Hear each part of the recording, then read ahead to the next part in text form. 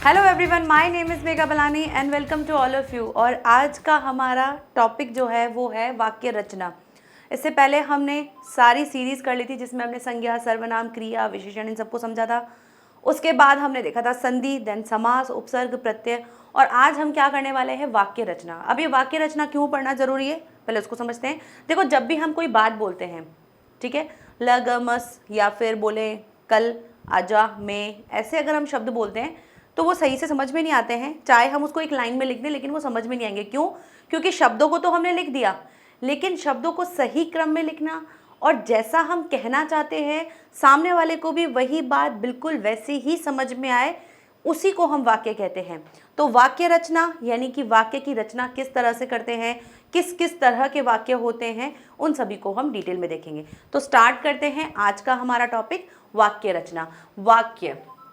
वाक्य जिसको हम इंग्लिश में क्या बोलते हैं, सेंटेंस।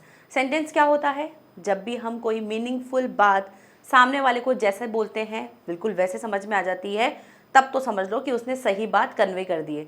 और अगर वो बात सही तरीके से सामने वाले को नहीं समझ में आई, इसका मतलब क्या है कि वाक्य जो लिखा गया है वो सही तरीके से नहीं लिखा गया है, या जो वाक्य है वो किस प्रकार से बोला जा रहा है और सामने वाले को उस प्रकार से नहीं समझ में आया है, तो कहीं ना कहीं हमारा लिखा हुआ वाक्य क्या है, गलत है। हमने उसको सही से प्रेजेंट नहीं किया है। ठीक है, तो सबसे पहले वाक्य की परिभाषा देखते हैं कि वाक्य की परिभाषा क्या है। वाक्य की परिभाषा क्या है? शब्दों का व्यवस्थित रूप जिससे मनुष्य अपने विचारों का आदान प्रदान करता है, उसी को हम क्या कहते हैं, वाक्य कहते हैं। शब्दों का व्यवस्थित रूप। अगर मैं कह रही हूं मैं जाती घर, तो सामने वाले को शब्द तो समझ में आ रहे हैं कि शब्द सही है, मैं भी सही है, जाति भी सही है, घर भी सही है, हूँ भी सही है, सब सही है, लेकिन बात समझ में आएगी? नहीं आएगी। क्यों नहीं आएगी? क्योंकि हमने बोला तो सही है लेकिन शब्दों को व्यवस्थित नहीं किया, यानी कि सही से जमा के नहीं रखा है। और अगर सही से सेट नहीं किया है तो सामने वाले को समझ में भी नहीं आएगा। तो परिभाषा बिल्कुल सही क्या होनी चाहिए कि जब हम शब्दों को व्यवस्थित लिखते हैं, शब्द चाहे हम सही लिख रहे हैं लेकिन अगर व्यवस्थित लिखेंगे तभी सामने वाले को वो चीज़ समझ में आएगी। तो शब्द को व्यवस्थित कैसे रखेंगे? जब हमको पता होगा कि भाई कौन सा संज्ञा है, कौन सा सर्वनाम है, विशेषण क्या है, क्रिया क्या है, किस तरह से क्रिया लिखी जाएगी। अच्छा, जो कर्ता होगा उसी के अकॉर्डिंग हमारी क्रिया लिखी जाएगी। तो इसलिए हमने पहले वो सारी चीज़ें पढ़ ली ताकि हमको वाक्य पढ़ते समय दिक्कत नहीं आए, कि जब वाक्य को पढ़ेंगे तो हमें पता होना चाहिए कि कौन सा शब्द कौन सा रोल प्ले कर रहा है। इसलिए हमने उसको पहले से ही पढ़ लिया। तो वाक्य क्या है? शब्दों का व्यवस्थित रूप जिससे मनुष्य या जिससे कोई भी व्यक्ति जो भी बात जैसी बोली जा रही है बिल्कुल उसी तरीके से समझे, उसको हम वाक्य। अब वाक्य में कुछ चीजें होती हैं, वो क्या है?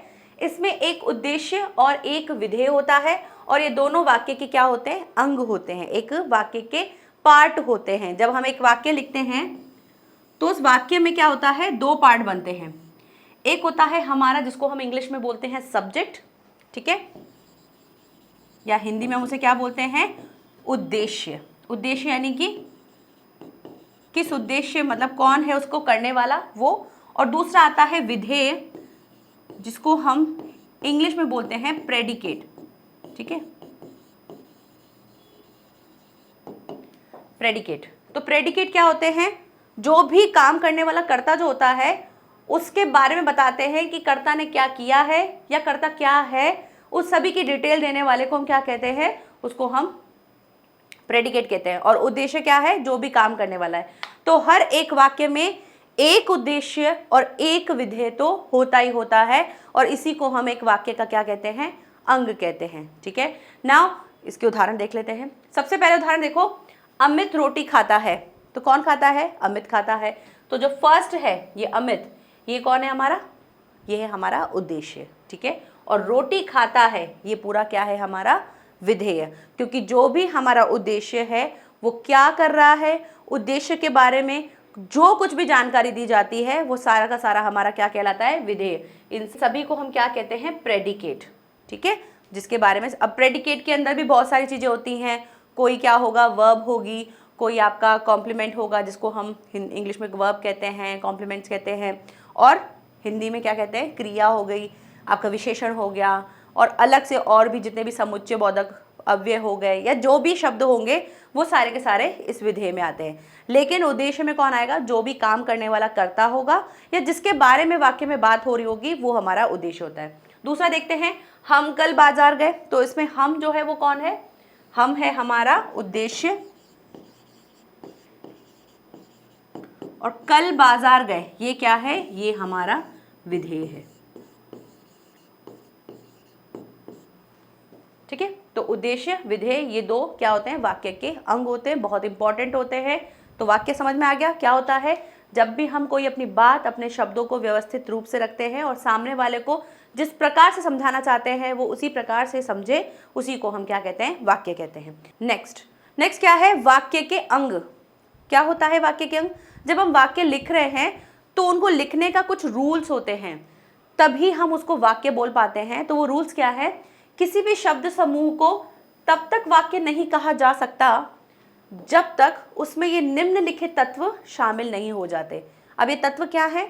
सबसे पहले आ रहा है पदक्रम, नेक्स्ट है अन्विति, उसके बाद है आकांक्षा, योग्यता और निकटता। क्या होते हैं? वन बाय वन सबको समझते हैं।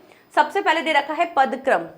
पदक्रम जैसे मैंने कहा, मैं जाती हूं बाजार। ओके, ये मैंने लिख दिया। ठीक है, अब यहां पर कहा है पदक्रम। पदक्रम मीन्स कि आपका जो शब्द है वो क्रम से होने चाहिए, समझ में आने चाहिए कि हाँ भाई किसके बाद कौन सी चीज आएगी। तो मैं आएगा, ये पदक्रम में मैं आ गया। मैं बाजार जाती हूँ, ये सही है। तो ये पदक्रम क्या है कि जो भी आप लिख रहे हो, बाजार नहीं, जो भी आप लिख रहे हो वो सारे के सारे शब्द क्रम से होने चाहिए। ऐसा नहीं होना चाहिए कि कुछ भी लिख दिया और समझ में नहीं आया। तो पहली चीज क्या होनी चाहिए? क्रम में होनी चाहिए कि मैं बाजार जाती हूँ। ठीक है, तो ये एक पहला पॉइंट हो गया। नेक्स्ट पॉइंट क्या कहा है? नेक्स्ट पॉइंट कहा है अन्विति। अन्विति क्या होता है? जब भी आप लिखते हो, जो भी आप लिखते हो उसमें लिखने वाली जो भी चीजें हैं जिसमें आप क्रिया, लिंग, वचन, ये सभी चीजें हैं, उनको उसी की तरह लिखना है। जैसे यहाँ पर कर्ता कौन है? मैं अपने बारे में लिख रही हूँ, तो मैं बाजार जाती हूँ, तो मैंने जाती हूँ लिखा है, जाता हूँ नहीं लिखा है। तो अन्विति का मतलब क्या होता है? जो भी आप वाक्य में लिख रहे हो उसमें सारी चीजें लिंग, कर्ता, वचन के अनुसार सारी चीजें व्यवस्थित होनी चाहिए। तो दूसरा पॉइंट ये है कि जो भी आप लिख रहे हो उसमें लिंग, क्रिया, वचन सभी जस्टिफाई होने चाहिए। ठीक है, नेक्स्ट आता है आकांक्षा। आकांक्षा का मीनिंग क्या है? आकांक्षा का मीनिंग है इच्छा, कि जब आप अपने वाक्य को लिख रहे हो तो वाक्य पूरी तरीके से समझ में आए, ऐसा होना चाहिए। क्योंकि जब आप लिख रहे हो मैं बाजार और यहीं पर ही आप अगर आप पूर्ण विराम लगा दोगे तो सामने वाले को समझ में नहीं आएगा ना कि वाक्य क्या है। तो वाक्य हमेशा तभी कंप्लीट होगा जब हम जो बात बोल रहे हैं वो पूरी तरीके से सामने वाले को समझ में आ जाए और वो पता रहे कि जो वाक्य बोला है वो हमको समझ में आ गया है। तो हमेशा वाक्य कंप्लीट होना चाहिए, समझ में आना चाहिए। ऐसा नहीं होना चाहिए कि उसमें कोई इच्छा रह जाए या जो हम बोलना चाहते हैं वो पूरा नहीं हो पाए। तो तीसरा हो गया आकांक्षा। नेक्स्ट है योग्यता। योग्यता का मीनिंग क्या होता है? योग्यता मतलब जो भी आप शब्द ले रहे हो वो योग्य होने चाहिए, सेंटेंस के अकॉर्डिंग होने चाहिए। अब मैं यहाँ पे लिख रही हूँ मैं बाजार जाती हूँ और जाती हूँ की जगह लिख दिया जाऊं, ठीक है, या फिर जा। तो जो शब्द ले रहे हो वो योग्य होना चाहिए, आपके सेंटेंस को पूरी तरीके से जस्टिफाई करने वाला होना चाहिए, समझ में आना चाहिए कि जो बात बोल रहे हैं, जो शब्द लिए हैं वो सेंटेंस के अकॉर्डिंग सेट हो रहे हैं या नहीं। अब लिख रहे हैं मैं बाजार जाती हूँ, बीच में डाल दिया मोहन, तो वो समझ में नहीं आएगा। तो शब्द जो भी ले वो योग्य होने चाहिए, सही होने चाहिए, वाक्य के अनुसार होने चाहिए। ऐसा नहीं कि कुछ भी बीच में शब्द डाल दें और उससे हम वाक्य बना दें। ठीक है, नेक्स्ट आता है निकटता। निकटता क्या होता है? जब हम वाक्य लिखते हैं तो हम क्या होता है, ज्यादा से ज्यादा हम थोड़ा सा स्पेस छोड़ते हैं, जैसे हमने इसमें स्पेस छोड़ा है। अगर हम इस वाक्य को ऐसे लिख दें, मैं यहाँ लिख दें, फिर इधर लिख दें बाजार, फिर इधर लिख दें जाति और फिर यहाँ लिख दें हूं, तो ऐसे समझ में नहीं आएगा ना। मैं बाजार जाती हूं, हम अगर इसको बोलेंगे, जैसे बोलेंगे मैं बाजार, जाती हूँ। अगर ऐसे बोलेंगे तो सामने वाला बोलेगा मैं के बाद क्या बोलने वाले हैं, बहुत देर रुक गई, मतलब इरिटेटिंग हो जाएगा, समझ में नहीं आएगा, आपकी बात उतनी ज़्यादा अफेक्ट के साथ नहीं आएगी कि अरे अच्छा हाँ ये बात बोलने चाहते थे। तो ज़्यादा भी रुकाव जो है, ज़्यादा भी अगर हम किसी चीज़ में ठहराव ला देते हैं तो उससे भी वो हमारा वाक्य जो है सही नहीं होता है। तो इसलिए ज़्यादा स्पेस ना देके हमें क्या करना चाहिए, वाक्य को निकटता रखनी चाहिए। जितने भी हम शब्दों को चुनाव कर रहे हैं उनको एक क्रम में लिखें, उसमें ज़्यादा क्या नहीं होना चाहिए, रुकावट नहीं होनी चाहिए। तो ये 5 पॉइंट हो गए। पहला पदक्रम मतलब सही क्रम में होने चाहिए जो भी हम शब्द लिख रहे हैं। दूसरा उसके लिंग वचन जो भी हैं वो उसके अनुसार होने चाहिए। तीसरा आकांक्षा यानी जो भी हम वाक्य लिख रहे हैं वो पूरी तरीके से समझ में आना चाहिए। योग्यता, जितने भी शब्द लिए जा रहे हैं वो वाक्य के अनुसार योग्य होने चाहिए, ऐसा नहीं कि कुछ भी उठा के लिख दो उसके अंदर। निकटता, सारे शब्द जो हैं जब आप उनको लिख रहे हो, एक क्रम में जमा रहे हो, तो उनके बीच में क्या होनी चाहिए, निकटता होनी चाहिए, ज़्यादा गैप नहीं होना चाहिए। क्लियर? तो इस तरीके से ये क्या है, एक वाक्य को लिखने के अंग है। इन्हीं के साथ हम एक सही वाक्य लिख सकते हैं। ओके, नाउ नेक्स्ट देखते हैं वाक्य का वर्गीकरण। वाक्य का वर्गीकरण क्या होता है? वर्गीकरण मतलब क्लासिफिकेशन, मतलब उन सभी को हमने अलग अलग डिवाइड किया। क्यों करना पड़ा? क्योंकि जब हम वाक्य बोलते हैं तो वाक्य हम बहुत तरीके से बोलते हैं। अभी मैं आपको बताऊंगी कितने तरीके से हम अलग अलग तरीके से वाक्य बोलते हैं। तो वाक्य को बोलने का अलग अलग तरीका होता है, और उसमें भी क्या हो गया है, उसमें भी 2 तरीके से होते हैं। एक होता है अर्थ के आधार पर, एक है रचना के आधार पर। अर्थ के आधार पर यानी जब हम बात बोल रहे हैं तो जो वाक्य बोलेंगे उसका अलग अलग अर्थ होगा, अलग अलग टाइप के वाक्य होंगे। जिस टाइप का वाक्य बोलेंगे उससे उसी टाइप का सेंस निकल रहा होगा। जैसे कि अगर हम प्रश्न करते हैं किसी से, क्या तुम कल वहाँ गए थे, तो इस तरह से बोल रहे हैं तो क्या हो रहा है, हम किसी से प्रश्न कर रहे हैं, हमारे बोलने का अर्थ कुछ और है, हम सामने वाले से क्या मांग रहे हैं, किसी आंसर को सोच रहे हैं कि भी सामने वाला कोई हमको आंसर देगा। और इसी तरीके से हम बोलते हैं नहीं मैं तो नहीं गया था, तो इसमें हम क्या बता रहे हैं, इसमें हम अपनी बात बता रहे हैं, जिसमें हम कह रहे हैं कि नहीं मैंने ऐसा कुछ नहीं किया था या मैं नहीं गया था। तो यहाँ पे हम किसी दूसरे तरीके से किसी और सेंस में बोल रहे हैं जिसमें हम नहीं करने की बात कह रहे हैं। और सॉरी, और अगर जैसे मैंने बोला कि तुम वहाँ से उठ जाओ, यहाँ पर आके बैठ जाओ, सामने देखो, तो इस तरह से बोल रहे हैं तो क्या हो रहा है, ना तो हम अपनी कोई बात बता रहे हैं, ना हम किसी से प्रश्न पूछ रहे हैं, हम क्या कर रहे हैं, सामने वाले को ऑर्डर दे रहे हैं, आदेश दे रहे हैं। तो हर बार क्या हो रहा है, हमारे बोलने से अलग अलग अर्थ निकल रहा है, तो अर्थ के आधार पर कुछ अलग होंगे। फिर नेक्स्ट आता है रचना के आधार पर। रचना, जब हम किसी वाक्य को लिखते हैं तो उसको लिखते समय हम शब्दों का कुछ चेंजेस करते हैं, जिसकी वजह से क्या होता है, हम बोलते एक ही बात है लेकिन उसको हम बहुत अलग अलग वेरिएशंस में बोलते हैं, अलग अलग तरीके से बोलेंगे। बोलने का तरीका एक ही होगा, बात हम वही बोल रहे होंगे, लेकिन उसको बोलने का तरीका अलग अलग होगा, तो वो होता है रचना के आधार पर। ठीक है, तो अर्थ के आधार पर, रचना के आधार पर, आपके लिए जो आपके पॉइंट ऑफ व्यू से है वो इंपॉर्टेंट कौन से वाले हैं, रचना के आधार पर। लेकिन हमको पूरा पढ़ना होता है ताकि हमें पता रहे कि वाक्य कौन कौन से टाइप के होते हैं। ठीक है, तो पहले हम देखेंगे अर्थ के आधार पर, जिसको हम बहुत ही शॉर्ट में समझेंगे, और उसके बाद हम देखेंगे रचना के आधार पर, जो आपके मेन आता है सबसे ज़्यादा। रचना के आधार पर आपसे वहाँ पे क्वेश्चन पूछते हैं, आपके एग्जाम में जो है वो रचना के आधार पर पूछा जाता है। ठीक है, तो स्टार्ट करते हैं अर्थ के आधार पर। अर्थ के आधार पर क्या है, अर्थ के आधार पर वाक्य के भेद जो है वो कुछ इस प्रकार से हैं। टोटल कितने हैं, 4 और 4 8। तो 8 प्रकार के होते हैं। कौन कौन से, सबसे पहले दे रखा है विधानवाचक, नेक्स्ट है निषेधवाचक, प्रश्नवाचक, आज्ञावाचक, इच्छावाचक, विस्मयवाचक, संदेहवाचक और संकेतवाचक। 1 बाय 1 सबको समझते हैं। विधानवाचक, विधान का मतलब क्या होता है, जब आप सामने वाले को क्या देते हो, सूचना देते हो, इंफॉर्मेशन देते हो। जैसे यह भारत देश है, ठीक है, आज बारिश होगी, तो हम सामने वाले को क्या दे रहे हैं, सूचना दे रहे हैं, कल मेरे स्कूल की छुट्टी है। तो ये क्या बोल रहे हो आप, सामने वाले को सिंपल इन्फॉर्मेशन दे रहे हो, किसी बात की बात बता रहे हो कि भी ऐसा ऐसा होगा या ऐसा ऐसा है। ठीक है, तो विधान जब हम सॉरी, विधान जब हम किसी चीज की क्या दे रहे होते हैं, सूचना दे रहे होते हैं। ठीक है, तो उसको हम विधानवाचक कहते हैं। नेक्स्ट है निषेधवाचक। निषेध, जिसमें निषेध का मतलब क्या होता है, नहीं। जब आप नेगेटिव सेंटेंसेस बोलते हो ना, नहीं वाले, जब आप नेगेटिव सेंटेंसेस बोलते हो नहीं वाले, तब हम निषेधवाचक को लेते हैं, नेगेटिव सेंटेंस। इनको इंग्लिश में भी मैं बताती जा रही हूँ। ये सिंपल सेंटेंसेस होते हैं जब हम किसी सामने वाले को इन्फॉर्मेशन देते हैं, ठीक है। ये आते हैं निषेधवाचक, जिसको हम नेगेटिव सेंटेंस बोलते हैं, जहाँ पर नहीं, जैसे मैं कल घर नहीं गया, मैं कल स्कूल नहीं गया, मैंने आज खाना नहीं खाया, मैंने आज पढ़ाई नहीं की। तो सब में क्या आ रहा है? नहीं आ रहा है। तो जहाँ पर नहीं वाली बात होगी वो होते हैं निषेधवाचक। नेक्स्ट आता है प्रश्नवाचक। तुम्हारा नाम क्या है, तुम कहाँ रहते हो, तुमने आज खाना खाया, पढ़ाई कर ली। तो ये सारी चीज़ें क्या हैं? ये सारी चीज़ें हम किसी से प्रश्न कर रहे हैं। तो क्या हो रहा है यहाँ पे? हर बार अर्थ के आधार पर कोई ना कोई बात हो रही है, क्योंकि जब भी हम कोई बात बोल रहे हैं उसका कुछ और ही अर्थ निकल रहा है, कुछ और ही मीनिंग निकल रहा है। तो वो क्या होते हैं? अर्थ के आधार पर। और नेक्स्ट है ये प्रश्न। प्रश्नवाचक क्या है? जिसमें हम प्रश्न करते हैं। तो सारे के सारे अर्थ के आधार पर है। इनमें हर बार हर सेंटेंस में आपको डिफरेंट मीनिंग मिलेगा।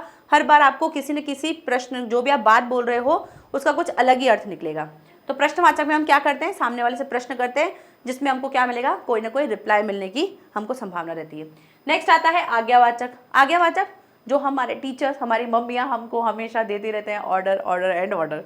जैसे तुम यहाँ मत बैठो, वहाँ से सफाई करो, ये काम जल्दी करो, होमवर्क कंप्लीट करो, अपनी पढ़ाई करो।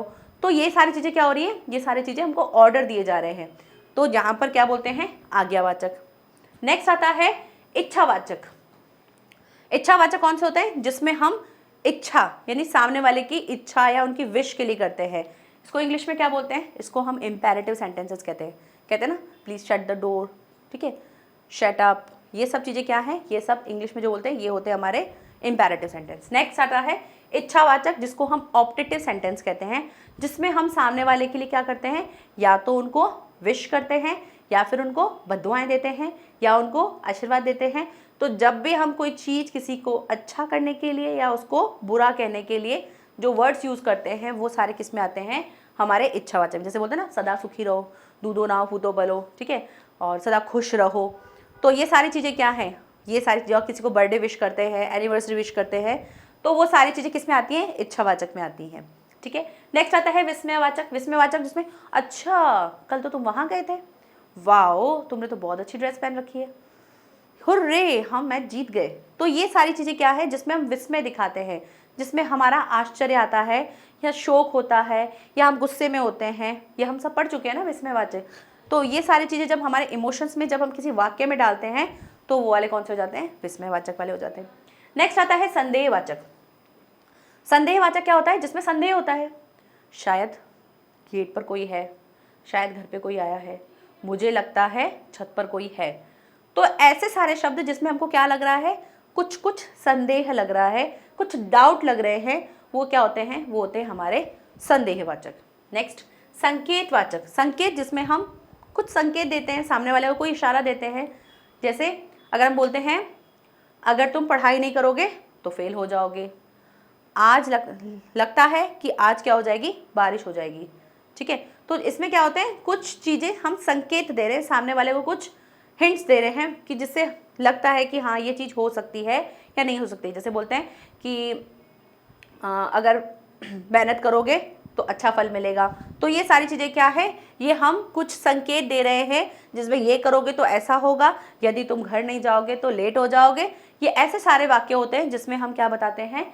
कुछ ना कुछ संकेत दे रहे होते हैं, ठीक है। तो ये हो गए हमारे कौन से? अर्थ के आधार पर। एक बार फिर से रिवाइज कर देती हूँ। विधानवाचक क्या होते हैं? जिसमें हम किसी चीज़ की इन्फॉर्मेशन देते हैं, ठीक है, जो भी सिंपल सेंटेंसेस होते हैं। निषेधवाचक जिसमें हम नहीं वाली बात कहते हैं। प्रश्नवाचक जिसमें हम प्रश्न करते हैं। आज्ञावाचक जिसमें आप आज्ञा देते हो, ऑर्डर देते हो, सजेशन देते हो, एडवाइस देते हो कि तुम्हें ये करना चाहिए, तुम्हें बड़ों की सेवा करनी चाहिए, तुम्हें रोज पौधों को पानी देना चाहिए। तो ये सारे वाक्य क्या होते हैं? ये आज्ञावाचक होते हैं। इच्छावाचक जिसमें हम इच्छा, सामने वाले को दुआएं या फिर बद्दुआएं देते हैं, जीते रहो, सदा खुश रहो, ठीक है। नेक्स्ट आता है विस्मयवाचक जिसमें हम विस्मय करते हैं, अच्छा, या फिर दुख के साथ, या फिर आश्चर्य के साथ। तो जब भी हम अपने इमोशंस के साथ कोई सेंटेंसेस बोलेंगे तो वो विस्मयवाचक कहलाते हैं। नेक्स्ट है संदेहवाचक जिसमें संदेह होता है, लगता है कोई आ गया है, गेट के पीछे कोई है, शायद मम्मी आ गई है। तो ये सारे शब्द जो जिसमें आपको संदेह रहता है वो होते हैं हमारे संदेहवाचक। नेक्स्ट आता है संकेतवाचक जिसमें हम संकेत देते हैं, सामने वाले को कुछ ना कुछ इशारा देते हैं। जैसे परिश्रम करोगे तो सफल हो जाओगे। ये सारे क्या हैं? ये सारे के सारे वाक्य होते हैं अर्थ के आधार पर। नेक्स्ट देखते हैं हम हमारी रचना के आधार पर, जो सबसे ज़्यादा इंपॉर्टेंट है। रचना के आधार पर, रचना के आधार पर क्या दे रखा है, रचना के आधार पर वाक्य के भेद। सबसे पहले रचना को समझते हैं। रचना का मतलब क्या होता है, किसी चीज की बनावट करना, किसी चीज को फ्रेम करना, किसी चीज को लिखना, वो कहलाता है रचना। तो रचना का अर्थ होता है बनावट। जब रचना के आधार पर वाक्य परिवर्तन किया जाता है तब उसकी सिर्फ और सिर्फ क्या होती है, बनावट चेंज होती है, उसके अर्थ में किसी भी प्रकार का परिवर्तन नहीं होता है।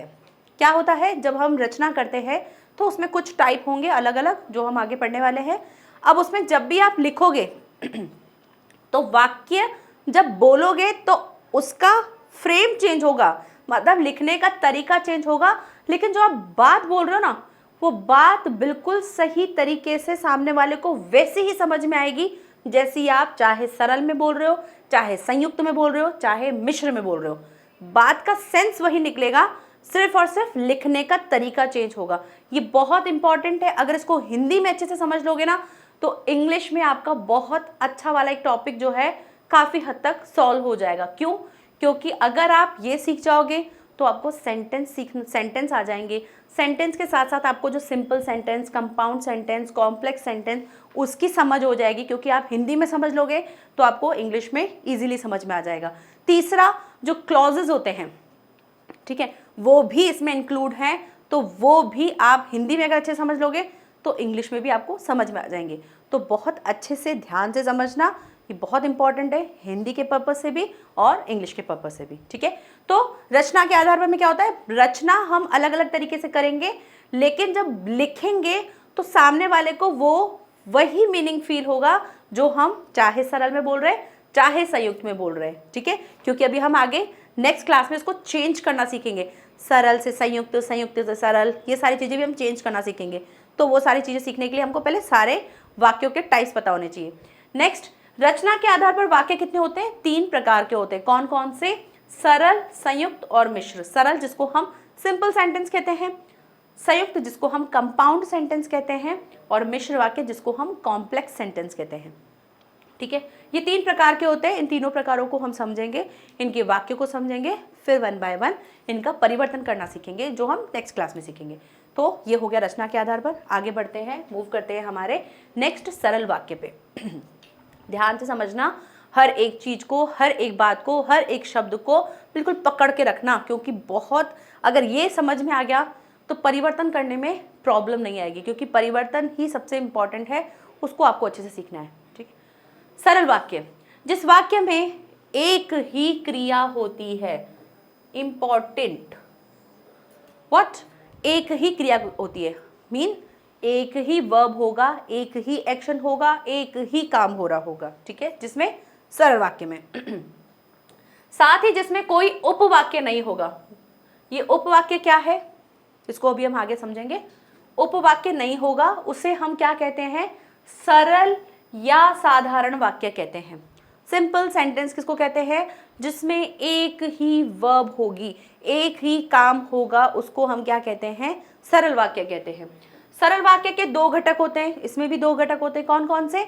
एक होता है उद्देश्य और दूसरा होता है विधेय। उद्देश्य कौन होगा, जो भी काम को करने वाला हमारा कर्ता होगा। विधेय उस कर्ता के बारे में बताया जा रहा है, कुछ भी बताया जा रहा है, वो सारी चीजें क्या होती है, हमारी विधेय होती है। सरल वाक्य में उद्देश्य, उद्देश्य यानी कि कर्ता जो है वो एक या अधिक हो सकते हैं, मीनिंग कि आपका जो सब्जेक्ट है, जो आपका कर्ता है, वो एक से ज्यादा हो सकता है, बट जो विधेय है यानी कि जो क्रिया चल रही है, जो काम हो रहा है, वो एक ही होना चाहिए। इसलिए इसने यहाँ पे लिखा था कि एक ही क्रिया होगी, ठीक है, एक ही होना चाहिए। उद्देश्य आपके कितने भी हो सकते हैं, काम करने वाले कितने भी हो सकते हैं, लेकिन क्रिया एक होनी चाहिए। ध्यान से समझना, क्रिया एक होनी चाहिए। क्यों?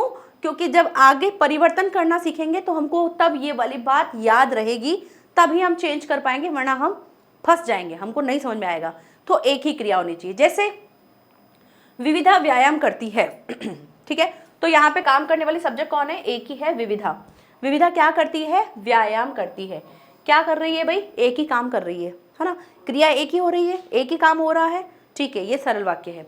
दूसरा, सुधा और अमित अच्छा गाते हैं। तो अब यहाँ पे क्या हो गया, एक से ज्यादा हो गए उद्देश्य, यानी कि कर्ता एक से ज्यादा हो गए, लेकिन हमको फोकस किस पे रखना है, क्रिया पे, कि क्रिया एक होनी चाहिए, तो क्या क्रिया एक है? हाँ है, क्योंकि दोनों क्या कर रहे हैं? अच्छा गाते हैं। भाई गाना जो है वो एक ही क्रिया हो रही है। ऐसा नहीं हो रहा है कि सुधा टीवी देख रही है और रमेश गाना गा रहा है, ऐसा नहीं हो रहा है। दोनों जो भी कर रहे हैं एक जैसा ही कर रहे हैं। मैंने यहाँ पे नाम चेंज कर दिया, अमित रमेश, ठीक है, बात आप बस सेंस समझो। तो क्या है, सुधा और अमित क्या कर रहे हैं? गाना गाते हैं, एक ही क्रिया हो रही है। सब्जेक्ट एक से ज्यादा हो सकते हैं। अब इसी को हम चेंज कर दे, लिख दे मोहन, सीता, गीता, मीता, रीता सभी खेल रहे हैं। तो काम क्या हो रहा है? एक ही हो रहा है, खेलने का। अब उसमें सब्जेक्ट आप कितने भी ऐड कर दो, कितने भी उद्देश्य ऐड कर दो, उससे कोई फर्क नहीं पड़ेगा। सिर्फ और सिर्फ क्या होनी चाहिए?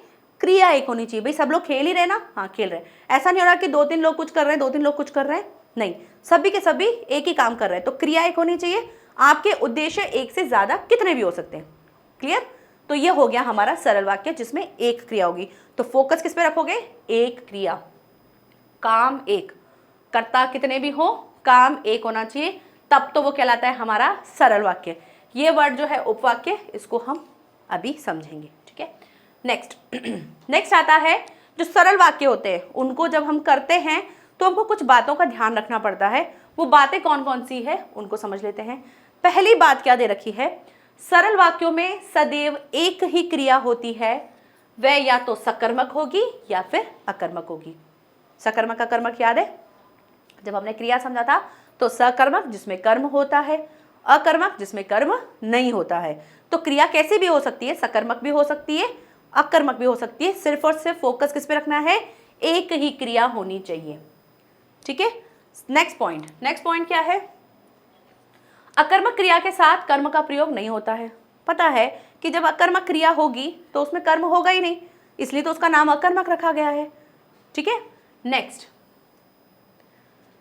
सकर्मक क्रिया के साथ कर्म अवश्य उपस्थित होगा, ये भी हमने पढ़ा था। अब सोचो अगर हम क्रिया नहीं पढ़ते तो हमको ये समझ में आता? हमको समझ ही नहीं आता, हमको पता नहीं चलता क्या सकर्मक अकर्मक, हमको तो कुछ सब कुछ ऊपर से जा रहा है। लेकिन पढ़ा हुआ है इसलिए हम इसको रिलेट कर पा रहे हैं कि हाँ ये चीज क्यों पढ़ाई गई थी। तो सकर्मक क्रिया के साथ कर्म अवश्य उपस्थित होता है, बिल्कुल होता है। सकर्मक, स लिखा हुआ है, सकर्मक मतलब कर्म तो होगा ही होगा। कभी कभी क्या होता है कि कर्म लोप हो जाता है, मतलब कर्म जो है वो हमको दिखता नहीं है। जब नहीं दिखता है, हमको नहीं समझ में आता है, तो हम क्या करते हैं? हम करते हैं क्रिया के साथ क्या करते हैं? हम क्वेश्चन करके देखते हैं, क्या या फिर किसे से करते हैं ना हम क्वेश्चन। क्या या किसे से अगर हम क्वेश्चन करते हैं और हमको अगर रिप्लाई मिल जाता है, हमको आंसर मिल जाता है, तब तो क्या हो जाता है कि हाँ भाई इस वाक्य में कर्म है। तो क्या कह रहे हैं कि क्या या फिर किसे लगाकर हम क्या करते हैं? एक तो क्या भी लिख देना, इसमें किसे भी लगा देना। क्या और किसे लगाकर हम क्या करते हैं? प्रश्न करने पर कर्म के लोप का हमको अनुमान जो है वो सरलता से हो जाता है। हमको पता चल जाता है कि इसमें कर्म है या नहीं है। कैसे पता चलेगा? आप अपनी क्रिया के साथ कर्म लगा के देखो। जैसे रमेश सोता है, तो रमेश सोता है क्या, कुछ आया? क्या से कुछ आंसर आया? नहीं आया। तो फिर इसमें हम क्या बोलेंगे कि नहीं इसमें कर्म नहीं है। तो कर्म नहीं है तो कौन सी है? ये अकर्मक क्रिया है। तो सोता है क्या है? एक अकर्मक क्रिया है।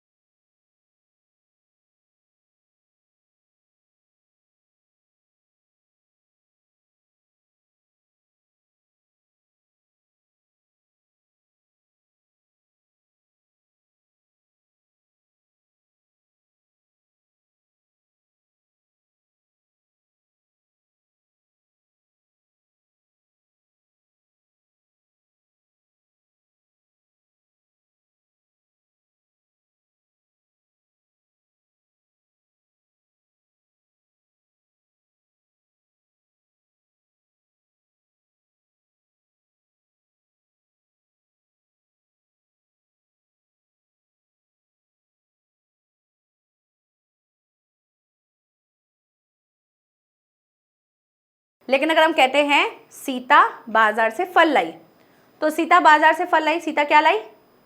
कैसे किया? सीता क्या लाई? लाई के साथ क्वेश्चन किया, क्या से? सीता क्या लाई? सीता फल लाई। तो फल लाई ये क्या है? ये हमको आंसर मिल गया। आंसर मिल गया मतलब कर्म आ गया।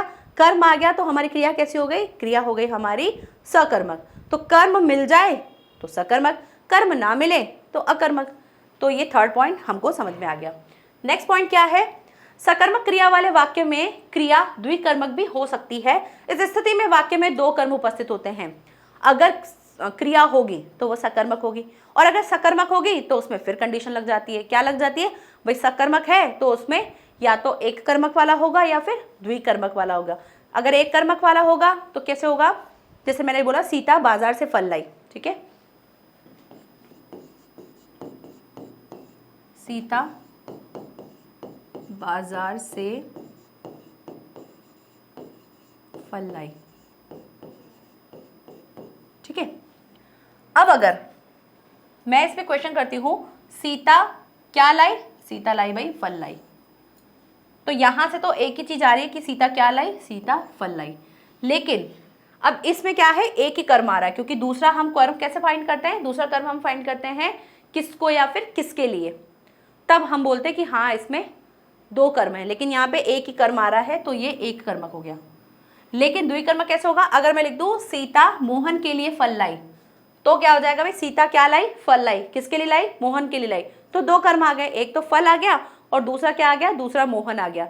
तो दो कर्म आ गए, तो दो कर्म के लिए हम क्या बोल देते हैं? उसको द्विकर्मक। तो हो सकता है उसमें एक कर्म भी हो सकता है, दो कर्म भी हो सकते हैं, लेकिन वो किस पे हमारे डिपेंड करेगा? हमारी क्रिया पे। हमारी जैसी क्रिया होगी उसी के अकॉर्डिंग होगा। क्लियर? तो ये क्या है? सरल वाक्य को ध्यान रखने की बातें हैं। क्यों? क्योंकि जब हम चेंज करेंगे ना वाक्य को, तब हमको वहाँ पे ये सारे पॉइंट्स याद आएंगे, हमको समझ में आएंगे कि कब कौन सी चीज को हमको यूज करना है, ठीक है। नेक्स्ट, संयुक्त वाक्य। संयुक्त वाक्य क्या होता है? जब दो या दो से अधिक समान स्तर के स्वतंत्र और सरल वाक्य समुच्चय बोधक अवयव द्वारा जुड़कर एक वाक्य की रचना करते हैं तो उसे संयुक्त वाक्य कहते हैं। क्या कहते हैं भाई? जब दो या दो से अधिक समान स्तर के, समान स्तर मतलब एक जैसा लेवल होगा उनका, स्वतंत्र और सरल मतलब स्वतंत्र रूप से और बिल्कुल सरल वाक्य, यानी सरल सरल वाक्य होंगे, स्वतंत्र रूप से होंगे, और क्या कर रहे होंगे? किसी समुच्चय बोधक अव्यय से जुड़े होंगे। समुच्चय बोधक अव्यय कौन से होते हैं भाई? जब हमने अव्यय समझे थे समुच्चय बोधक वाले, जिसमें हम दो वाक्यों को जोड़ने के लिए कुछ फिक्सर लगाते थे, है ना। तो जैसे और हो गया, तथा हो गया, या हो गया, ये सारे क्या होते थे? ये हमारे अव्यय होते थे जिसमें दो वाक्यों को हम जोड़ के लिख देते थे, जिससे हमारा वाक्य बहुत क्रिस्प हो जाता था, सामने वाले को बहुत अच्छे तरीके से समझ में आ जाता था। तो ये जो समुच्चय बोधक अव्यय हैं, इनको जोड़ के हम एक सेंटेंस को लिखते थे, तो वो वाले हैं ये वाक्य। अब उसमें क्या होता है? एक वाक्य की रचना करते हैं, इसको हम क्या कहते हैं? संयुक्त वाक्य कहते हैं, ठीक है। तो संयुक्त वाक्य को, संयुक्त या मिश्र वाक्यों में प्रयोग किए जाने वाले सरल वाक्य को हम क्या कहते हैं? उपवाक्य कहते हैं। यहां आ गया उपवाक्य की बात। अब पूरा ठीक से समझो क्या है। संयुक्त वाक्य क्या होंगे? यहां पर एक वाक्य होगा जो अपने आप में सरल होगा, स्वतंत्र होगा, आप इसको आराम से लिख सकते हो। फिर एक दूसरा वाक्य होगा। अब इन दोनों को फिक्स करने के लिए, इन दोनों को वाक्य को जोड़ने के लिए कुछ फिक्सर लगाएंगे, जिनको हम क्या बोलते हैं? समुच्चय बोधक अव्यय बोलते हैं। अब उनको कैसे लिखेंगे? एक उदाहरण से देखते हैं। मैं बाजार जा रही हूं,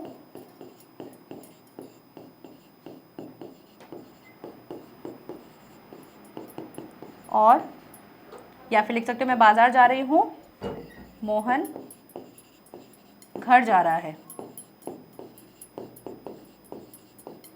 ठीक है। अब इन दो वाक्य हैं, इन दोनों वाक्यों को हमको ज्वाइन करके लिखना है। कैसे लिखेंगे? मैं बाजार जा रही हूं, एक काम हो रहा है, मोहन घर जा रहा है, दूसरा काम हो रहा है। यहां पर इन दोनों को जोड़ना है तो क्या कर देंगे? ऐसे लिख देंगे, मैं बाजार जा रही हूं और मोहन घर जा रहा है। तो इससे क्या हो जाएगा? एक पूरी बात सामने वाले को एक ही बार में हम बोल देंगे, दो दो बार उसको रिपीट नहीं करना पड़ेगा। तो यहाँ पे इस तरीके से लिख देंगे। यहाँ क्या ध्यान रखना है? संयुक्त वाक्य में, संयुक्त वाक्य में क्या ध्यान रखना है? सरल वाक्य में हमें ध्यान रखा था कि एक क्रिया होती है, ठीक है। लेकिन संयुक्त वाक्य में क्या होता है? संयुक्त वाक्य में उद्देश्य भी आपके दो होंगे, यानी कर्ता जो होंगे वो भी आपके दो होंगे और क्रिया भी दो होगी। लेकिन हो सकता है उद्देश्य आपका एक ही हो, सेम ही हो। जैसे इस वाक्य में बोल दे, मैं बाजार जा रही हूं, मैं खाना खा रही हूं, ठीक है। तो यहाँ पे दो अलग अलग चीजें हो जाती कि मैं बाजार जा रही हूँ और खाना खा रही हूँ, या कोई और चीज बोलते हैं। तो उद्देश्य हो सकता है एक हो, लेकिन फोकस किस पे रखेंगे हम? फोकस रखेंगे क्रिया पे। सरल वाक्य में क्या था, एक क्रिया थी, लेकिन संयुक्त वाक्य में कितनी होंगी, हमेशा हमेशा दो क्रियाएं होंगी। ठीक है, कितनी क्रिया होगी, दो होगी। सरल में एक होती है, संयुक्त में दो होगी। जब हम चेंज करेंगे तो हमको ऑटोमेटिकली समझ में आ जाएगा किस तरह से चेंज करते हैं। तो पहली चीज क्लियर हो गई कि संयुक्त वाक्य क्या होंगे, जिसमें दो क्रियाएं होती हैं। उद्देश्य हो सकता है आपका एक ही हो, लेकिन क्रियाएं कितनी होंगी, दो। अब इसमें जो जुड़ते हैं, जिसमें हम क्या कह रहे हैं, उपवाक्य की बात करते हैं पहले कि उपवाक्य क्या होते हैं। तो उपवाक्य, पहले उपवाक्य होता है जिसमें आपको सिंपल सेंटेंस बोलते हो। तो सिंपल सेंटेंस यानी हम जो सरल वाक्य बोलते हैं उसको उपवाक्य बोल सकते हैं, हाँ बोल सकते हैं। क्यों, क्योंकि उसमें भी एक उद्देश्य होता है, एक विधेय होता है। उपवाक्य में भी क्या होता है, एक उद्देश्य होता है, एक विधेय होता है। लेकिन जब एक सेंटेंस में आप एक से ज्यादा सेंटेंस जोड़ रहे हो, जैसे आप संयुक्त में जोड़ रहे हो, क्या कर रहे हो आप, दो अलग अलग सेंटेंस है सरल वाले, उनको जब साथ में जोड़ रहे हो तब हम उनको वाक्य ना बोल के क्या बोलते थे, उनको उपवाक्य बोल देते हैं। ठीक है, तो जब भी वाक्य, दो वाक्य जुड़ेंगे एक साथ तो उनको हम वाक्य ना बोल के क्या बोलते हैं, उपवाक्य बोलते हैं। ठीक है, अब इसमें क्या होता है, समुच्चय बोधक अव्यय जुड़ते हैं। वो कौन कौन से हो सकते हैं, और, तथा, एवं, किंतु, परंतु, लेकिन, मगर, पर, या, अथवा, इसलिए, अतः, अन्यथा, वरना, नहीं तो, चाहे, न, ये सारे शब्द जो है हम उनको जोड़ते हैं। उदाहरण देखते हैं, उससे और क्लियर होगा। उदाहरण दे रखा है, माँ बाजार गई और सब्जियां लेकर आई। अब इसमें से जो बीच में जो कंजक्शन है, जो जुड़ रहा है, क्या जुड़ रहा है भाई, और। इस और को निकाल दो। क्या बात समझ में आ रही है, हाँ समझ में आ रही है। माँ बाजार गई, एक काम हो रहा है, सब्जियां लेकर आई, दूसरा काम हो रहा है। काम करने वाला कौन है, एक ही है। तो उद्देश्य एक हो सकता है, लेकिन क्रियाएं कितनी होंगी, दो होनी चाहिए। यहाँ बाजार गई है, एक क्रिया हुई है, यहाँ सब्जियां लेकर आई है, दूसरी क्रिया हुई है, दो क्रियाएं हुई है। तो क्रिया दो होनी चाहिए, कर्ता आपका एक हो तो भी चलेगा। नेक्स्ट, आप खाना खाएं और आराम करें। तो यहाँ पे भी क्या है, उद्देश्य हो सकता है, एक से ज्यादा हो, एक हो, कितने भी हो सकते हैं। क्रिया कितनी होनी चाहिए, दो। फोकस रखना है सिर्फ और सिर्फ क्रिया पे। आप खाना खाएं, एक काम हो रहा है खाना खाने का, दूसरा हो रहा है आराम करने का। अब इसमें से ये और जो है इसको हटा दो, निकाल दो। क्या फिर आपको सेंटेंस समझ में आ रहा है पूरा, हाँ समझ में आ रहा है। हम इसको अलग अलग भी लिख सकते हैं। कैसे लिखेंगे, आप खाना खाएं,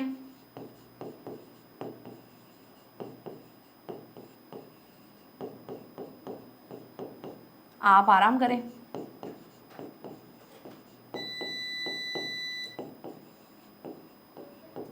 ठीक है, समझ में आ रहा है। आप खाना खाएं, आप आराम करें। अब ना आपके घर पे कोई मेहमान आ जाएगा, आप उनको बोलेंगे आप खाना खाएं, आप आराम करें। बोले पागल है क्या, कैसे बोल रहे हैं, थोड़ा तरीके से बोलो। तो आप कैसे बोलेंगे, आप खाना खाएं और आराम करें। तो वो अच्छा भी लगता है, समझ में भी आ जाता है, हम बार बार वो चीज़ें रिपीट नहीं करते हैं। नेक्स्ट, आप चाय पियेंगे या कॉफ़ी, पूछते ना वैसे, आप चाय पियेंगे या कॉफ़ी। मैं तो चाय पीने वाली हूँ, है ना। आप चाय पियेंगे, अब आप ऐसे बोलो, आप चाय पियेंगे, आप कॉफ़ी पियेंगे। तो क्या हो गया, एक ही चीज़ को हम थोड़ा अलग तरीके से बोल रहे हैं। और अगर हम एक बार में बोलते, क्या बोलते हैं, आप चाय पियेंगे या कॉफ़ी, तो यहाँ पे तो चाय पीने की बात हो रही है, यहाँ कॉफ़ी पीने की बात हो रही है, दो अलग अलग चीज़ें हो रही है। नेक्स्ट, राम बीमार है इसलिए स्कूल नहीं आया, इसमें से इसलिए निकाल दो। क्या हम दोनों सेंटेंस सही बोल पा रहे हैं, राम बीमार है, राम बीमार है, ठीक है। स्कूल नहीं आया, स्कूल नहीं आया, दोनों अलग बातें हैं। इन दोनों को हमने ज्वाइन करने के लिए इसलिए लगा दिया। सोमवार को हड़ताल है अतः बाजार बंद रहेगा, इस अतः को हटा दो। सोमवार को हड़ताल है, बाजार बंद रहेगा, दो अलग अलग बातें हैं, दोनों को ज्वाइन कर दिया एक कंजंक्शन के साथ, एक समुच्चय बोधक अव्यय के साथ, और हमने बात को बोल दी। ये होता है हमारा संयुक्त वाक्य। तो संयुक्त वाक्य क्या होंगे, होंगे दो सरल वाक्य होंगे जिसमें एक क्रिया होगी, लेकिन उन दोनों को जब जोड़ेंगे तो दो क्रियाएं हो जाएंगी। और जब हम उन समुच्चय बोधक अवयव को हटा देंगे तो हम उन सेंटेंस को बिल्कुल सेपरेटली बोल भी पाएंगे, सामने वाले को समझ में भी आ जाएगा। क्यों, क्योंकि हम क्या कर रहे हैं, दो सिर्फ सेंटेंस है, उनको जोड़ के थोड़ा सा उसको प्रेजेंटेबल बना के सामने वाले को बोल रहे हैं, बस ये कर रहे हैं। बाकी बात तो दो अलग अलग चीजें हो रही हैं। तो संयुक्त जिसमें सिर्फ संयुक्त करते हैं, मिलाते हैं। क्लियर। नेक्स्ट देखते हैं उपवाक्य। जो भी हमने ये वर्ड देखा था ना उपवाक्य, उसको समझना बहुत जरूरी है, जिसको इंग्लिश में क्या कहते हैं, क्लॉज कहते हैं। ठीक है, ये बहुत इंपॉर्टेंट है। अगर आपने इसको हिंदी में समझ लिया तो आपको इंग्लिश में काफी हद तक समझ में आ जाएगा। क्लॉज या फिर उपवाक्य क्या होता है, एक पद समूह जिसका अपना अर्थ हो, एक पूरा सेंटेंस होगा ये, जिसका खुद का मीनिंग होगा, कुछ अर्थ निकल रहा होगा, जो एक वाक्य का भाग हो और जिसमें उद्देश्य और विधेय, जिसमें क्या होगा, उद्देश्य भी होगा और विधेय भी होगा, उपवाक्य कहलाता है। उद्देश्य भी होगा, विधेय भी होगा। तो क्या मैम ये सरल वाक्य नहीं होगा? बिल्कुल होगा। सरल वाक्य, वह घर जाता है, वह खाना खाता है, मैं जा रही हूँ, वह आ रहा है। तो क्या ये एक सरल वाक्य नहीं है? हाँ बिल्कुल सरल वाक्य है। तो क्या ये उपवाक्य नहीं है? हाँ ये उपवाक्य भी है। तो कब आप इसको सरल वाक्य बोलोगे, कब इसको उपवाक्य बोलोगे, उसको समझो कि जब आप ऐसे बोल रहे हो, वह घर गया, ये क्या है, अभी एक सरल वाक्य है, ठीक है, वह घर गया। और अगर मैं इसको ऐसे लिखूं, वह घर गया और सामान लेकर आया,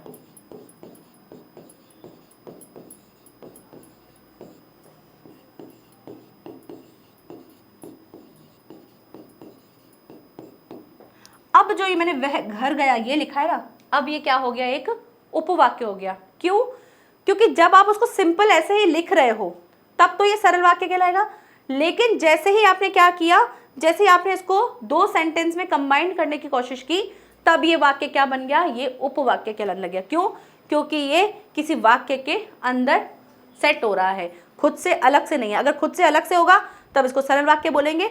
जब ये दो वाक्यों के साथ ज्वाइंट होगा, चाहे वो संयुक्त हो चाहे मिश्र हो, अभी मिश्रम पढ़ेंगे, चाहे मिश्र हो चाहे संयुक्त हो, तब ये क्या कहलाएगा, उपवाक्य कहलाएगा। अब क्या इसमें एक उद्देश्य एक विधेय है? हाँ है। यहाँ पे वह है और क्या कर रहा है, वह घर गया। यहाँ पे भी वह है, वह कहाँ गया, घर गया। तो उद्देश्य भी होगा, विधेय भी होगा, पूरी तरीके से समझ में भी आ रहा होगा। क्लियर? नेक्स्ट आता है उपवाक्य के दो भेद होते हैं। कौन कौन से होते हैं? एक होता है प्रधान उपवाक्य, दूसरा होता है आश्रित उपवाक्य। इनको क्या बोलते हैं इंग्लिश में? प्रधान मतलब इंडिपेंडेंट, किसी के ऊपर डिपेंड नहीं होते, तो इंडिपेंडेंट क्लॉज या जिसको हम मेन क्लॉज बोलते हैं, वो होते हैं हमारे प्रधान उपवाक्य।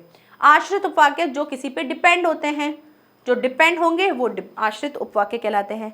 बहुत इंपॉर्टेंट है, इंग्लिश में नाम याद रखोगे तो आपको ईजी रहेगा। प्रधान उपवाक्य जिसको हम क्या बोलते हैं, इंडिपेंडेंट, यानी किसी के ऊपर डिपेंड नहीं होते हैं, या जिसको हम मेन क्लॉज भी बोलते हैं।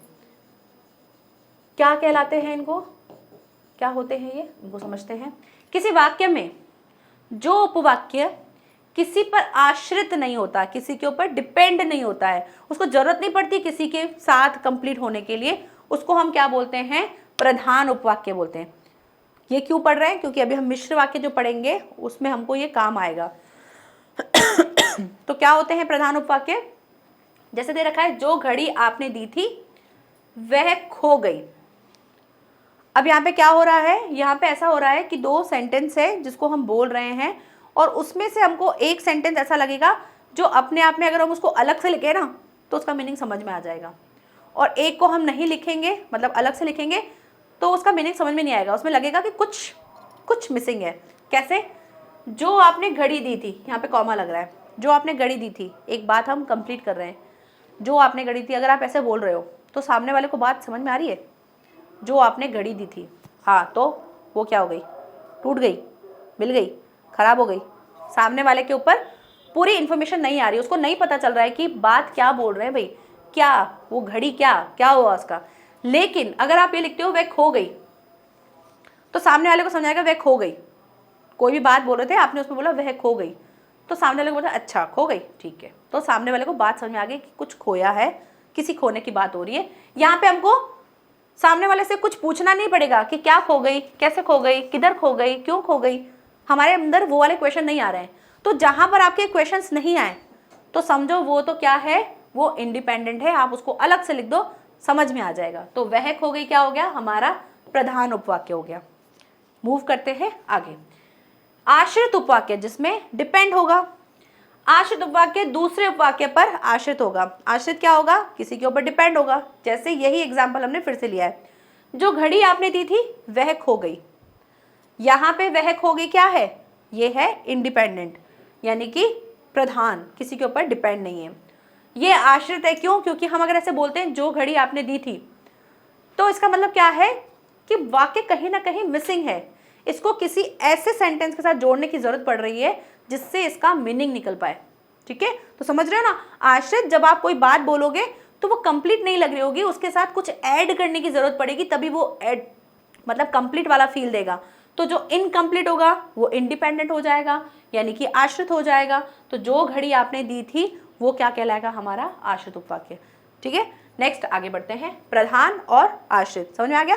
प्रधान जिसमें एक जो सेंटेंस होगा उसको अगर आप अलग से निकाल के लिख दो या बोल दो तो सामने वाले को समझ में आ रहा, उससे क्वेश्चन नहीं निकलेंगे, यानी सामने वाले को डाउट्स नहीं रहेगा।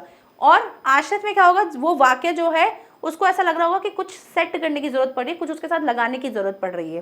क्लियर। नेक्स्ट देखते हैं मिश्र वाक्य। मिश्र वाक्य क्या होते हैं, मिश्र मिक्सचर होगा, इसको हम इंग्लिश में कॉम्प्लेक्स सेंटेंस बोलते हैं, जिस वाक्य में एक मुख्य या प्रधान उपवाक्य हो। अब हमको समझ में आ गया, प्रधान होगा, ठीक है, कोई एक मेन इंपॉर्टेंट सेंटेंस होगा जिसको हम अलग से लिख देंगे, उसका मीनिंग हमको समझ में आ जाएगा।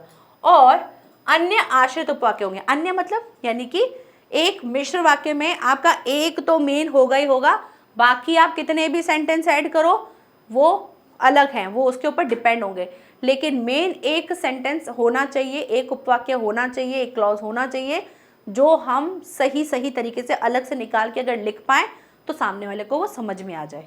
ठीक है, उसे कहते हैं हम क्या, मिश्र या फिर मिश्रित वाक्य। इसमें मुख्य या प्रधान उपवाक्य प्राय क्या होते हैं, साधारण सरल वाक्य होते हैं, बिल्कुल, क्योंकि उसमें एक उद्देश्य एक विधेय होगा। साधारण सरल क्या होता है, वही होता है ना जिसको हम अलग से सिंपल से बोल दें, उसका मीनिंग समझ में आ जाए, तो यही तो मिश्र वाक्य में है। तो मिश्र वाक्य में एक क्या होगा, साधारण या सरल सा वाक्य होगा। क्लियर, ये स्वतंत्र होता है, बिल्कुल स्वतंत्र होता है, इसको अलग से लिख दो, आपको ऐसा नहीं लगेगा कि इसको किसी के साथ जोड़ने की जरूरत पड़ रही है, इसके साथ कुछ सेंटेंस को डालने की जरूरत पड़ रही है। आप में पूर्ण, वो अपने आप में क्या होते हैं, पूर्ण होते हैं और अपना अर्थ जो है वो स्वयं स्पष्ट कर सकते हैं।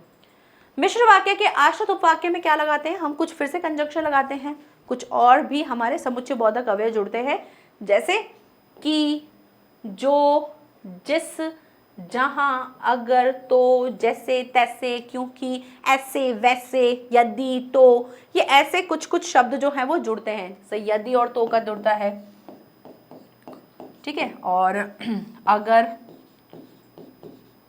और जैसे, ऐसे, वैसे बोलते ना, ऐसे किया तो वैसा हो जाएगा, ऐसे वैसे, ऐसा वैसा, जहां तहां, यहाँ वहाँ, जैसे तैसे, ऐसे सारे शब्द जो होते हैं ये कौन से होते हैं, ये हमारे मिश्र वाक्य में जुड़ते हैं। तो ये क्या कहलाते हैं, मिश्र वाक्य कहलाते हैं, जिसमें क्या करते हैं हम इस टाइप के कुछ समुच्चय बोधक जोड़ते हैं। तो मिश्र वाक्य की डेफिनेशन समझ में आ गई। इसमें क्या होगा, एक मेन सेंटेंस होगा, बाकी उस पर डिपेंड होने वाले डिपेंडेंट क्लॉज होंगे या फिर आश्रित उपवाक्य होंगे। ठीक है, आगे बढ़ते हैं, नेक्स्ट देखते हैं। नेक्स्ट क्या है, इसके कुछ उदाहरण है, देख लेते हैं। ये सत्य है कि परिश्रम का फल अवश्य मिलता है। ठीक है, अब हमको क्या करना है, हमको इसमें से निकालना है कि कौन सा होगा हमारा मिश्र वाक्य में सरल वाक्य यानी कि प्रधान उपवाक्य, और कौन सा होगा हमारा आश्रित उपवाक्य। देखो ढूंढते हैं ना, क्या देखा था हमने, कुछ हमारे समुच्चय बोधक अवयव जुड़ते हैं, तो जहां जुड़ रहे हैं वहीं से वो सेंटेंस क्या बन जाएगा, हमारा आश्रित बन जाएगा, और जो नहीं जुड़ रहा है बाकी का पार्ट क्या हो जाएगा, हमारा मेन हो जाएगा, प्रधान हो जाएगा। तो की परिश्रम का फल अवश्य मिलता है, आप ये लाइन बोल दो किसी को, कि परिश्रम का फल अच्छा मिलता है, कि क्या, सामने वाले को समझ में नहीं आएगा कि परिश्रम का फल अच्छा मिलता है, उसको लगेगा इसमें कुछ इसने ऐड नहीं किया, कुछ भूल गया है सामने वाला, तो वो क्या कहलाएगा, जैसे ही हमको लगता है कुछ कुछ इनकम्प्लीट है, सेंस नहीं आ रहा है, वो ऑटोमेटिकली क्या हो जाएगा, आश्रित हो जाएगा। तो ये हो गया हमारा आश्रित उपवाक्य।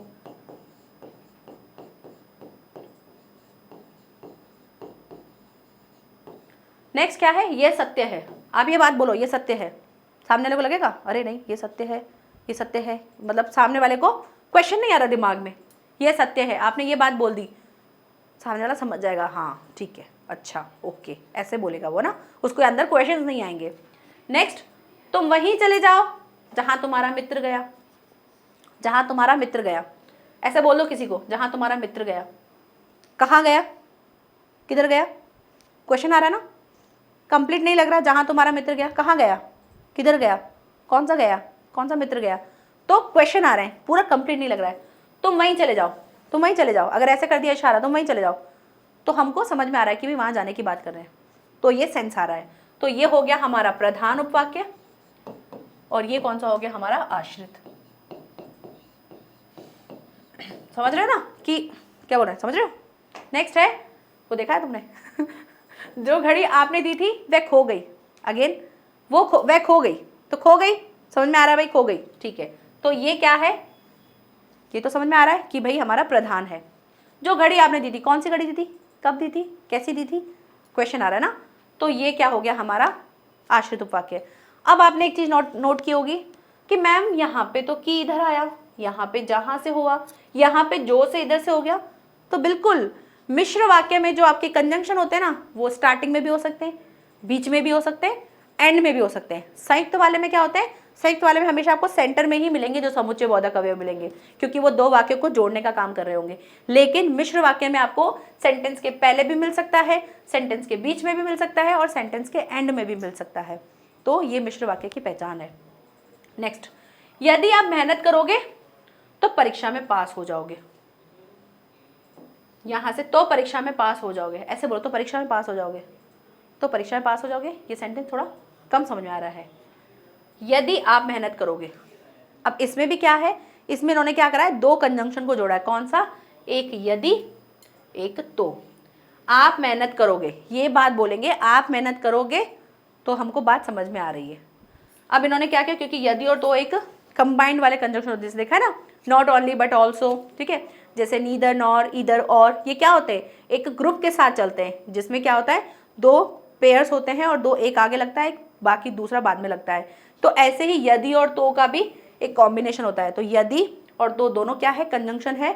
इसमें ये वाला वाक्य जो है क्या है, ये हमारा मेन है, मेन क्लॉज है, यानी कि प्रधान उपवाक्य है।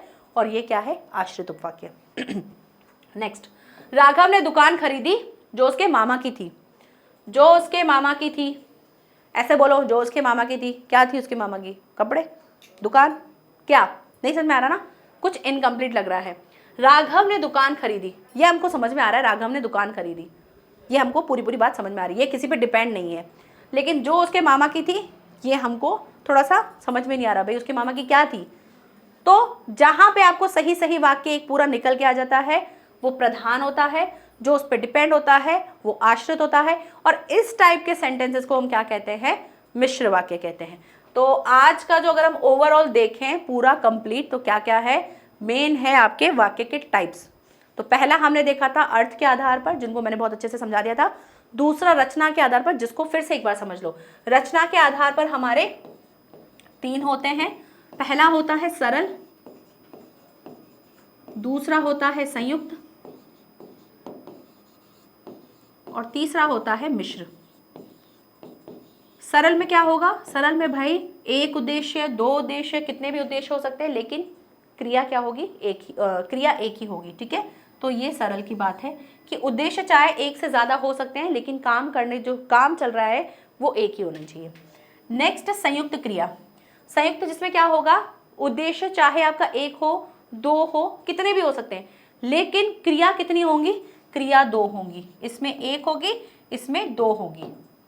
और ये क्या कर रहे होंगे, किसी कंजंक्शन के साथ, किसी समुच्चय बोधक अवयव के साथ जुड़ रहे होंगे। और जब हम उन समुच्चय बोधक अवयव को हटा देंगे, तो हम सेपरेट सेपरेट दोनों सेंटेंसेस को लिख भी सकते हैं और उसका मीनिंग भी हमको आराम से समझ में आ रहा होगा। मिश्र वाक्य में क्या हो जाता है, मिश्र वाक्य में आपको दो सेंटेंस मिलेंगे, लेकिन इसमें क्या होगा, एक सेंटेंस तो बिल्कुल सरल होगा, सरल वाक्य होगा, जिसको आप प्रधान वाक्य बोलेंगे, प्रधान उपवाक्य बोलेंगे। और दूसरा क्या होगा, उस पर आश्रित होगा। और इसमें भी कुछ आपको कंजंक्शन मिलेंगे, जो हो सकता है आपके सेंटेंस के पहले हो, बीच में हो, लास्ट में हो, कहीं भी हो सकते हैं। तो ये ओवरऑल क्या है, रचना के आधार पर है। अब यहाँ पे रचना के आधार पर हम आगे देखेंगे कि क्यों इसको रचना के आधार पर कहा है। क्योंकि एक सेंटेंस होगा, जब आप उसको बोलोगे वो सरल होगा, जब आप उसको चेंज करोगे संयुक्त में, तो सेंटेंस का मीन जो मतलब है वो वही आएगा, सिर्फ और सिर्फ क्या होगा, उसका स्ट्रक्चर चेंज हो जाएगा, उसका लिखने का तरीका चेंज हो जाएगा। तो वो हम सीखेंगे नेक्स्ट क्लास में, जिसमें हम क्या सीखने वाले हैं, वाक्यों का रूपांतरण। और ये आपके एग्जाम में आते हैं, क्वेश्चन आते हैं, वाक्य आ जाएगा और उसका आपको रूपांतरण करने को कहा जाएगा कि इसको आपको सरल से संयुक्त में करना है या संयुक्त से मिश्र में करना है। तो वो हम नेक्स्ट क्लास में सीखेंगे। आपका आज का वर्क क्या है, आपको ये तीनों वाक्य जो हैं, सरल, संयुक्त और मिश्र, इनको अच्छे से समझना है। और सेंटेंसेस आप कहीं से निकाल के देखना, गूगल पे सर्च कर लेना, और वहाँ पे आप खुद से क्वेश्चन करके देखना कि आप मिश्र वाक्य ढूंढ पा रहे हो, आपको पता चल पा रहा है कि कौन सा मेरा मिश्र वाक्य में कौन सा हमारा प्रधान है, कौन सा आश्रित है, ये चीज़ की आप प्रैक्टिस करना, क्योंकि अगर इसकी प्रैक्टिस अच्छे से हो जाएगी तो आप फिर जो रूपांतरण है उसको इजीली सीख पाओगे। ठीक है, तो मिलते हैं नेक्स्ट क्लास में, तब तक के लिए bye bye, thank you so much and take care.